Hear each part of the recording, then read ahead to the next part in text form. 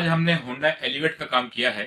इसमें हमने अपना अल्फा सीरीज का अल्फा 2 लेदर लिया है और जो कलर लिया है दोस्तों वो है आइवरी कलर और ओरिजिनल पैटर्न रखा है। इसमें ज्यादा कुछ किया नहीं हमने। और डोर पे भी हमने डबल लेयर लगाया, अपर साइड और लोअर साइड दोनों साइड पे हमने लेदर लगाया हुआ है दोस्तों। काम कंप्लीट हो चुका है। चलिए आपको दिखाते हैं कार में। देखने के बाद दोस्तों बताइएगा जरूर कि कैसा लगा।